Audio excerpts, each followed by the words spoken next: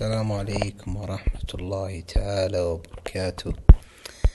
والله شوفوا، أنا بعطيكم نبذة، يعني ممكن إنها تكون قديمة وممكن إنها تكون جديدة على بعض الناس. عرفتوا كيف؟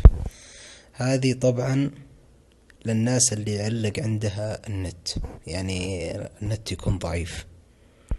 تدخل على خلوي طبعا للآيفون، تنزل تحت، شوف البرامج اللي عندكم هنا.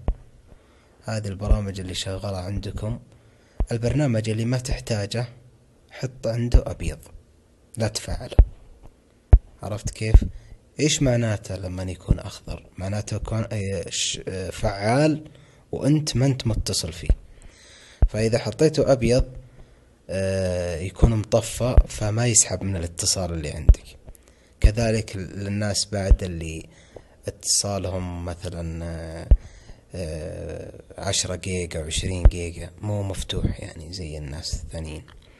فهذا يفيدك حاجتين: ما يسحب البيانات، ثاني حاجة يكون الاتصال معك سريع. البرنامج اللي ما تحتاجه، يعني مثل الطقس هذا دايما ما تكون مشغلة، او مثل الخرائط ما تكون مشغلة، هذه تسحب من الاتصال وتسحب من البطارية، يعني يكون الاتصال عندك ضعيف.